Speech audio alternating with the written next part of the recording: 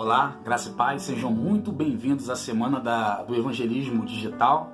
Eu tenho uma palavra de Deus para o seu coração, que se encontra no livro de Atos dos Apóstolos, no capítulo 16, a partir do versículo de número 22, que diz assim a palavra do Senhor.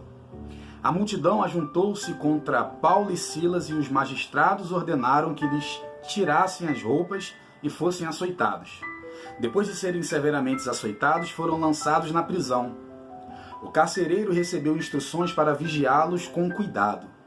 Tendo recebido tais ordens, ele os lançou no cárcere interior e lhes prendeu os pés no tronco. Por volta da meia-noite, Paulo e Silas estavam orando e cantando hinos a Deus. Os outros presos os ouviram. De repente, houve um terremoto tão violento que os alicerces da prisão foram abalados. Imediatamente, todas as portas se abriram e as correntes de todos se soltaram.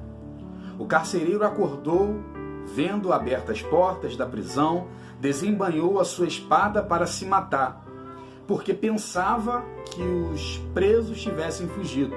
Mas Paulo gritou: "Não faça isso, estamos todos aqui." O carcereiro pediu luz, entrou correndo e trêmulo, prostrou-se diante de Paulo e Silas. Então levou-os para fora e perguntou: "Senhores, que devo fazer para ser salvo?" Eles responderam: "Creia no Senhor Jesus e serão salvos você e os da sua casa." Queridos, a palavra que vem ao meu coração tem por título: não tome decisões à meia luz. Não tome decisões à meia luz. Paulo e Silas, eles estavam numa sequência muito profética. No versículo 6 de Atos 16, ele recebe uma visão de um homem que diz para ele assim: "Passa a Macedônia e ajude-nos." A partir do versículo 11 acontece a conversão de uma mulher chamada Lídia. E a partir do versículo 16, o texto vai discorrer sobre como Paulo e Silas foram presos pelos magistrados, pelos religiosos daquela época.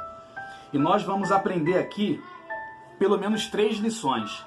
E a primeira lição que eu aprendo com a vida de Paulo é que a oração deve ser a nossa primeira opção e não o nosso último recurso. A oração, ela deve ser a nossa primeira opção e não o nosso último recurso.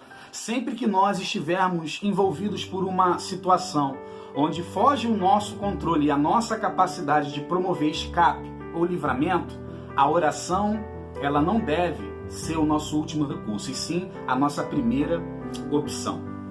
A segunda verdade que eu aprendo com toda essa situação que a Bíblia relata para nós é que o terremoto, ele capacitou aqueles homens para a fuga.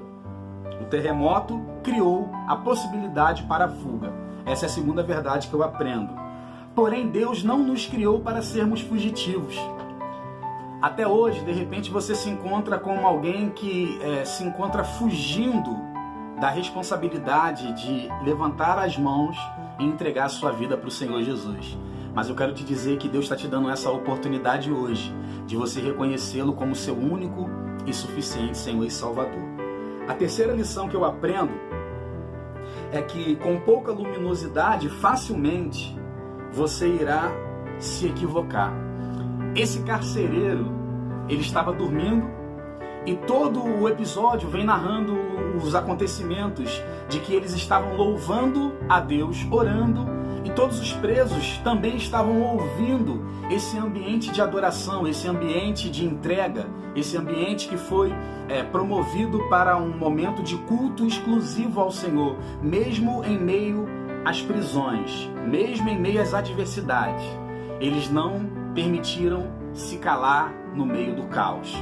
E aí nós aprendemos que Deus, ele vai promover momentos em que teremos que decidir entre livrar a nossa própria pele ou arriscar a nossa vida para salvar alguém. Deus, ele vai promover momentos em que nós temos a capacidade de livrar a nossa própria pele ou vamos escolher arriscar a nossa vida para salvar alguém. E o grito da nossa igreja para você hoje é: não faça isso. não tome decisões à meia luz, porque o Senhor, Ele quer não só alcançar a sua vida, mas toda a sua família.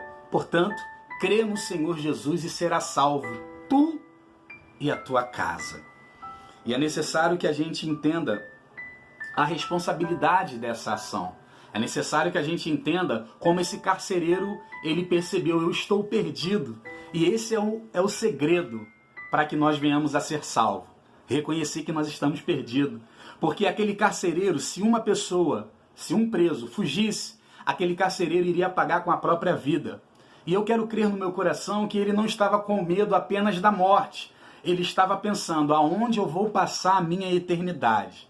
Sendo que eu já estou participando de um ambiente profético, aonde cantaram hinos, aonde adoraram ao Senhor através de oração, palavra, e eu entendi que não é somente a morte, é aonde eu vou passar a minha eternidade. E ele pergunta, então o que devo fazer para ser salvo? E essa é a resposta para a sua vida. Você que está me assistindo, você que está me vendo, crê no Senhor Jesus e será salvo tu e a tua casa. Eu quero orar com você para abençoar a sua vida. Pai, eu quero te pedir, Deus, por essa pessoa que está ao alcance desse vídeo, que a tua presença possa alcançar o coração dela. Eu não sei qual é a área de maior necessidade, mas eu quero profetizar sobre a vida dessa pessoa, que ela entre no nível de conscientização. Se ela precisa de uma cura, que o Senhor o alcance com essa cura, mas que, ó Deus, em detrimento de tudo o que o Senhor tem feito no corpo, que nós não venhamos nos basear apenas naquilo que o Senhor realiza em nós. Esse não é o parâmetro da nossa fé. A nossa fé, ela é fortalecida a cada dia, ó Deus, entendendo que o Senhor tem cuidado de todos. O Senhor tem